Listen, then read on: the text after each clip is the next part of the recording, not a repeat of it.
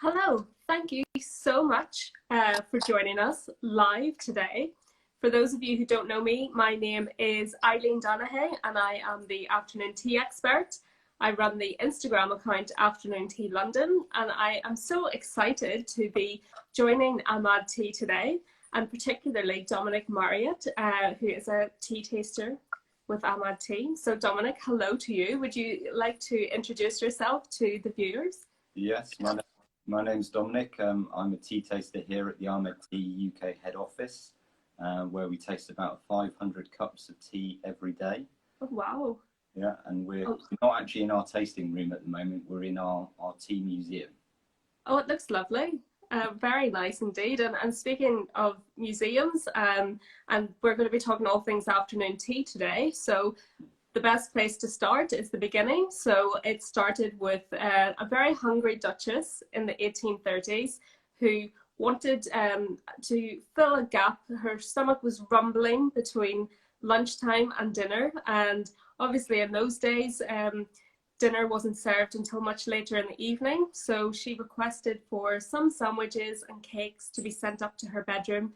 And she enjoyed it so much that the next day and the next time she did it, she decided that she would invite some of her friends along, and so the tradition was born. So today we will be talking all things afternoon tea. Please ask some questions underneath. Please comment and we will answer as we go. So I have a very special traditional menu prepared, and I'm just going to hold it up and show you. And Dominic, you have the same. Yes, I'm looking forward to trying it. I can't wait to tuck in, very hungry. We have a small selection for you today, all very British ingredients and what would be traditional with afternoon tea. So the first sandwich that I'm going to show you, because you always start with sandwiches. The first one is a cucumber sandwich. Today I have prepared it with a butter, but I've infused that butter with dill, so it gives it a really lovely delicate flavor with the cucumber. But perhaps Dominic, could you tell me what would be the best tea to drink with a cucumber sandwich? Okay, well, I'm going to make a recommendation here of what we go well with the cucumber sandwiches. So we actually had a couple of ideas to work with the cucumber sandwiches because, you know, cucumber is a very fresh flavour, isn't it? And we thought teas that would work well with that. The first one we've gone for here, actually I've got the leaf down here to show you, is Darjeeling. Ah, one of my favourites. Okay, good. And Darjeeling is actually a very special tea from the northeast of India. It's grown up in the foothills of the Himalayan mountains. And it's only produced in very limited quantities. Less than 1% of all the tea from India is produced in this Darjeeling region. And you can actually see it's something almost a little bit somewhere between a green and a black tea. And we've also got the cup here. Yes, let's taste. Show you there. So it's, how would you describe that colour? Quite much lighter compared to other. Yes, exactly. So it's lighter than, you know, some of your real traditional black teas. Yeah. And the flavour of it, you actually get two different quality periods in Darjeeling. Mm-hmm. The first is the first flush, where you get this delicate sort of floral flavour. And in the second flush, you get this more mature, classic muscatel flavour, which is this sort of sweet grape flavour. So let's give it a try. Let's take it. Okay, so that's the way we... Yes, I was going to ask, so that's... why don't you tell us what the benefits of tasting tea like that is? Okay, well, that's the way we always taste every cup. We do this slurp because actually, when you're tasting, the most important sense is your sense of smell. That's when you sort of perceive all these different complex flavours. And so that when you're slurping like that, you're actually bringing your sense of smell into play. So I'm not sure how that will go down if you do that in the Rick. But, you know, Well, I would probably recommend from an etiquette perspective, the correct way, just when we drink the tea, is to avoid slurping and look into the cup when you drink. Mhm. So someone has just asked, which temperature should I boil for the best taste? So perhaps for Darjeeling, what would be the best temperature for Darjeeling? Darjeeling, we do recommend 100 degrees C because ours is a blend of first and second flush Darjeeling. Ah, that's interesting. The first flush Darjeeling, which is the more delicate, you know, greener type of Darjeeling. Yes. A lot of people will brew that slightly cooler, around 90 degrees. Okay, and that really impacts the taste. So Yeah. that is the cucumber with Darjeeling. And you said there's a second? Yes. So the next one we got here is Jasmine Green Tea.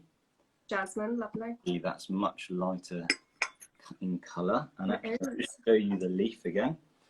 So this is a fantastic process how they actually make this tea.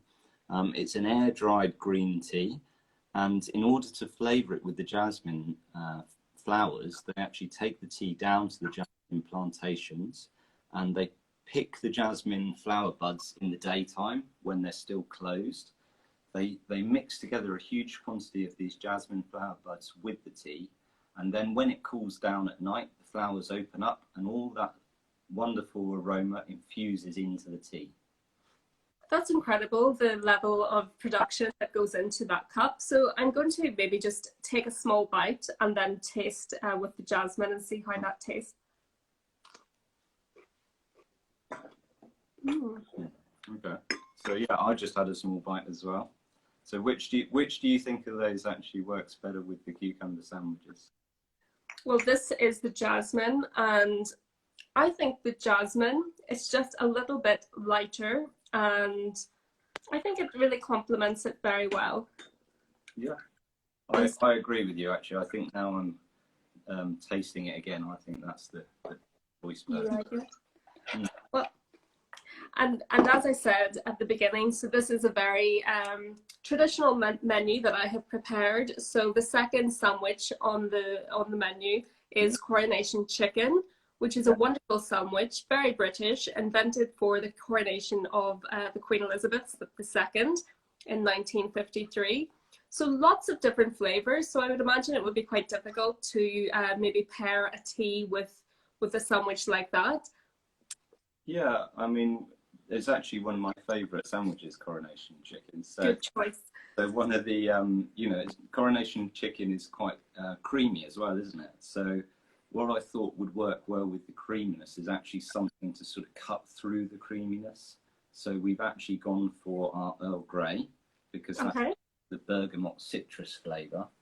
And I thought that would be, a nice counterpoint with the sort of the creamy and slightly almost spicy as well, isn't it, Coronation Chicken?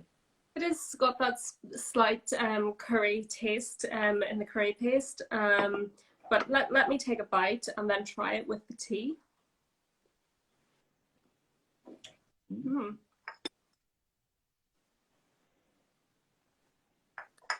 They do work very well together. I think the bergamot in the Earl Grey really complements the flavors and brings out that taste. I believe that Earl Grey tea was invented, in fact, for the British Prime Minister Earl Grey, hence the name.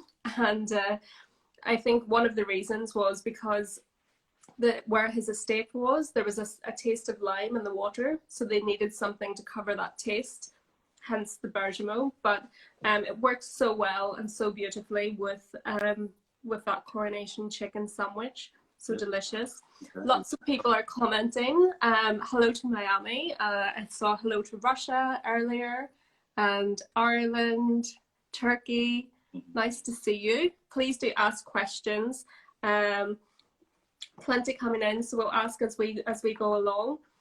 So with afternoon tea, you always start with the sandwich course. So very important, savoury course is where you begin. Then the second course, which is the nation's favourite, is the scone. So I love scones, and we can talk a lot about the scones, having them with cream and jam, but that when you have clotted cream and you have a jam, that's quite a lot of flavors to really include. So what would you say as a tea that you might suggest? Well, like you just said, this, you know, a scone with clotted cream and jam is really one of the classic English things to eat. And we wouldn't only have that in high tea, we would have that for sort of regular tea as well. And I think traditionally that you would really have your classic sort of cup of tea with that, which would be our English breakfast blend. Lovely. And I'll show you our English breakfast tea. So you've got the same there, haven't you? So I think you can see there's a lot of these golden tips in there. And that shows a very high sort of standard of plucking of the leaf. So that's a good indication that this is a high quality tea. And what's special about our English breakfast blend is we actually go for over 50% of good quality, quality second flush Assam GFBP. So that Assam GFBP has that really rich sort of malty character, which works very well with milk. So I'm actually going to add milk to mine, which is what we would also very typically do in England. Yes, exactly. And I noticed that you added the milk last, which I think is very important, not only from a tea perspective so that you can see the tea properly, but also when fine porcelain came into England originally, not everyone could afford it. So they made a slightly cheaper version, which didn't take well to tea. So what would happen is when people poured the tea in, the teacup would actually crack. So they had to put milk in first in order to really preserve it. So that's really where that comes from. There's a little saying that people say that someone's cream first, and it meant they couldn't afford the fine porcelain. So lots of questions coming in. Another one, what's the difference between high tea and afternoon tea? Dominic, you just mentioned that as well. Two big differences, two different meals. Today we're talking about afternoon tea. So we have our tiered stand, which you can see, the sandwiches, the scones and the cake. With high tea, it's a much larger meal, more comprehensive, would normally be eaten in the evening as well. And it would include different items like quiches and tarts and sort of colder meats and cheeses. So lots of differences. But so thank you, keep asking the questions. And as we eat our way through, so I've prepared myself a small little piece of scone to try with the English breakfast. And there's another important point to make about the scone. Which, you know, there's two opposing schools on how to prepare the scone. So you obviously have your clotted cream, which is a very unique English product. And in Cornwall, you would normally put the cream first and the jam second. And I think the opposing camp is in Devon across the border, where they do it the other way round. Now I have to eat it this way because my wife is actually Cornish, so I'm only allowed to do that. Yes, so there's two different ways to do it, exactly as you said. I think it depends if you're in Cornwall or on Devon, what the best way to eat it is. I think because it's, you know, the clotted cream is very important, and a lot of care goes into making the cream and the jam, so it's important to respect those traditions. I talk about it more on my website, the two differences, so that it's quite clear. But one point that I would make is I was invited to Buckingham Palace to the tea party, and the Queen was there, and she actually served well, not the Queen herself, obviously, but the waiting staff presented us with the scones with cream first and then jam. So if it's good enough for Her Majesty. Yeah. So as we eat our way through, thank you all for commenting and asking questions. Thank you for those. We're going to move on to the final course, which is the pastry course. When you're at home, I think having one type of cake is plenty for two people. So Dominic and I today, we've one cake, and it is the Victoria sponge. Yes. Huckin, looks great. I'm very jealous of your cake. Did you bake that this morning? Take it, no. So The Victoria sponge is left uniced traditionally, and we have it with vanilla, Madagascar vanilla cream, and the strawberry jam. So very tasty. Again, lots of different flavors going on. So perhaps a tea to pair with that. Well, we've gone for something a little bit controversial there because we're not actually gone for a tea. This is an infusion. And we've gone for our wild strawberry infusion, which you can see is this beautiful red colour. Yes.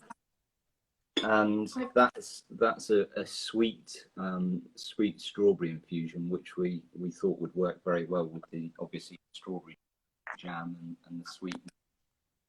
Something a little bit different there, because it's not, of course, tea is only from the tea bush, Camellia sinensis, whereas you know, they're from other fruits and other herbs and there's different names for them as well. People call them tisanes and infusions, so lots of differences. And then what could you tell us about the caffeine in something like this? Well, you know, some people are trying to cut a little bit of caffeine out of their diet. The thing we always say is tea, of course, has a lot less caffeine than coffee, about half the amount of coffee. So, you know, you don't need to worry too much about caffeine with tea, but if you do want to cut it out a little bit, then generally most infusions are naturally caffeine free. Okay, that's a good tip to know. And so I saw a question earlier, how to make the best cup of tea. So why don't we use, as an example, your English breakfast, and maybe we could talk a bit more about that.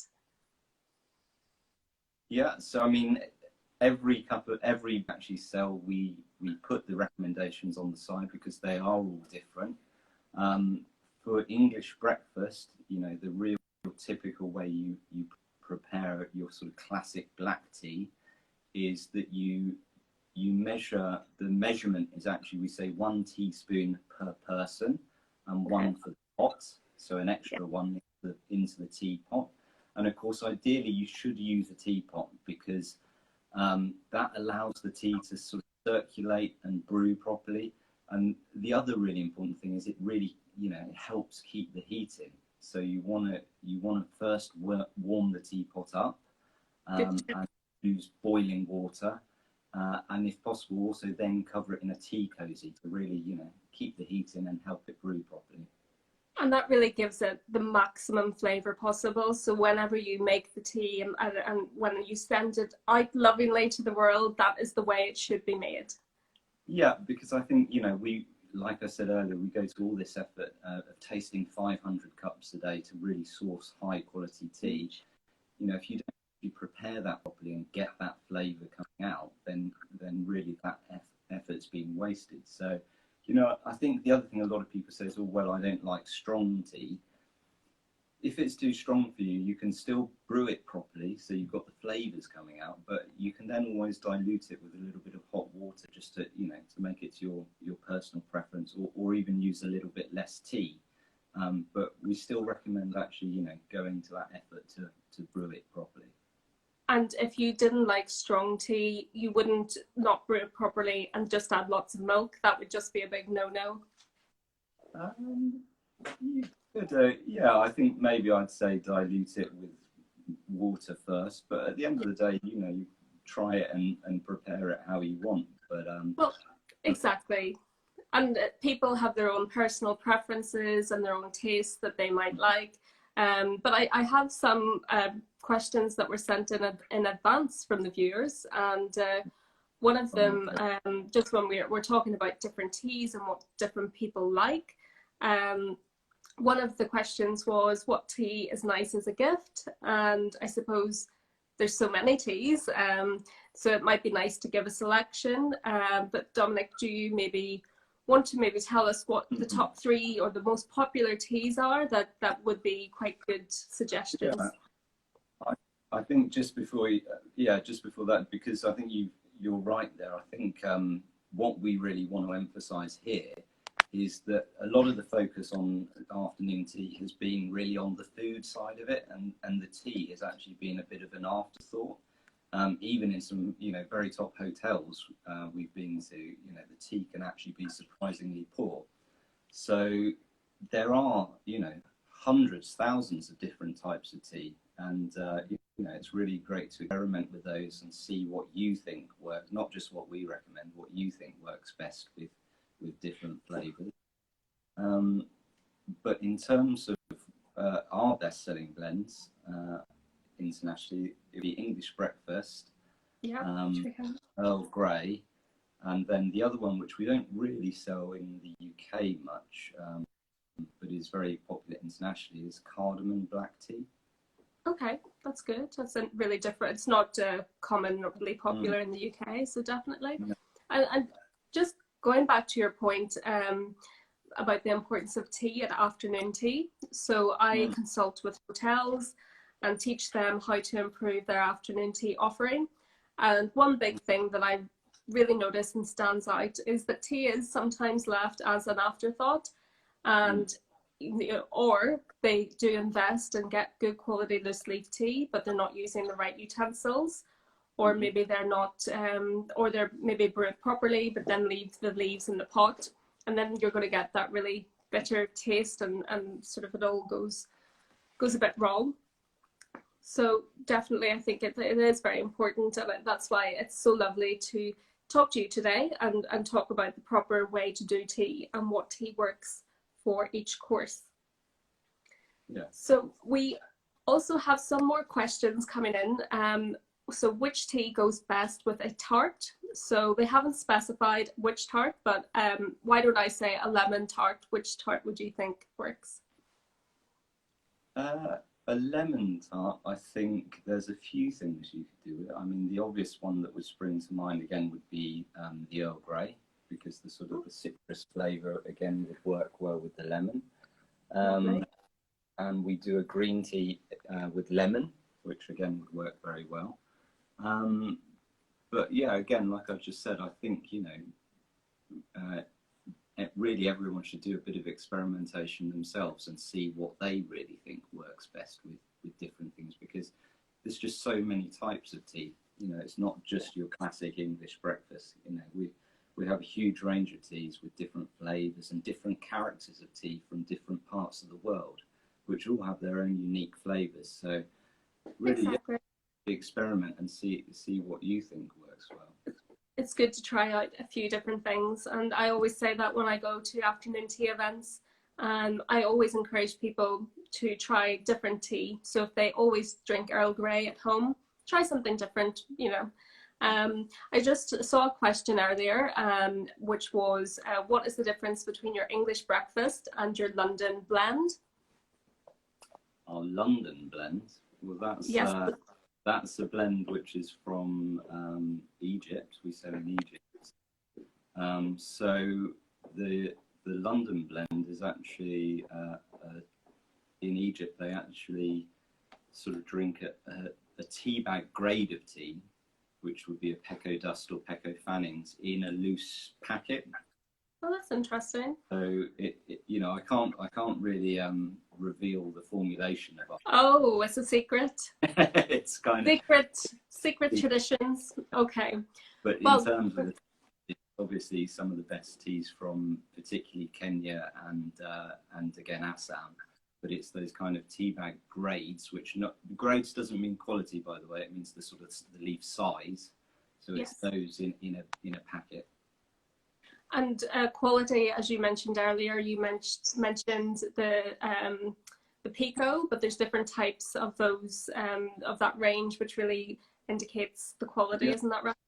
Well, that's the whole nomenclature is a sort of a classification system of the grading, and the grading is how we describe the leaf size and style. So you go from a leaf, something like a super flowery, tippy, golden orange Pecco, would be a light leaf, to a FBOP, flowery, broken orange Pecco, to a Pecco Dust. So it doesn't necessarily describe the quality. Some grades are associated more with high quality. Yes. But it's more actually a description of the size and also the leaf style, the shape, and the amount of tips in it, etc. Well, I think that what people don't realise is how much goes into tea and how the process that it's made, and especially we mentioned Darjeeling earlier, so it's grown in a very specific region, and that's probably what makes it one of the most expensive, the first flushes. But I'm just going to encourage you to ask some more questions, the viewers who are watching. And while you are asking your questions, I have a question for you, Dominic. So if you were to go for afternoon tea with anyone, and obviously we are having tea at the moment, so that rules me out, who would you like to go for afternoon tea with? It's a difficult question, isn't it? I think you actually told a story earlier about your trip to Buckingham Palace. So yeah. I think the obvious answer to that would be the Queen, to really, to see really how afternoon tea is done properly. Yes, to have it with the royal stamp. I think if I was going to go for afternoon tea with anyone in the world, I would really like to go with Lady Michelle Mone, who is a very prominent British businesswoman, and I would love to talk to her about all things business and tea. So we'll move on and answer some of the questions. They've been coming thick and fast. So someone has said, hello, I have tried fruit tea selection of Ahmad tea, but I find it a bit strong. Do you recommend making it cold brew or hot? Shall we answer that, Dominic? We do actually recommend, we actually have two types of fruit tea, if you like. So we have the fruit infusions, like the wild strawberry, and we also have a range which are fruit black teas. So sort of strawberry flavoured black tea, we have a range basically. And actually both of those do work very well iced. We sell a lot of the black fruity teas, and they recommend preparing it as iced tea in America. And some parts of Europe as well, they really love these infusions iced as well. So both work very well iced. Lovely. And you still brew it to its proper time, and then you add the ice afterwards after it's cooled, is that right? That's the way we actually recommend doing it, yes. Yeah. Okay, great. I have another question that was sent in earlier, which is, what is the best tea for digestion? The best tea for digestion? Well, I think all tea is good for your digestion. Yeah. We do actually have a new range which has come out where we have a digest blend. That should obviously help to some extent. It's got a lot of fennel in there, which is a very traditional sort of remedy for having after a meal. So that's the most obvious choice. But, yes, I was about to say, for someone who's looking for a digestive tea, then I think that's right up their street. Well, I think that seems to be all of the questions. There's been lots of comments, so thank you very much. I think someone asked, would it be shared afterwards? And I understand that it will be. So look out for that. And in the meantime, follow Ahmad Tea on Instagram. Comment under their pictures if you have questions about tea. If you have questions about afternoon tea, you can always follow my page, which is Afternoon Tea London. And I've got all sorts of recipes for scones and sandwiches on that page. So I think there's nothing more for us to do, Dominic. It's just to eat and finish up and say thank you and goodbye. Good. Thanks very much. Thank you. Goodbye. Thank you. Bye-bye.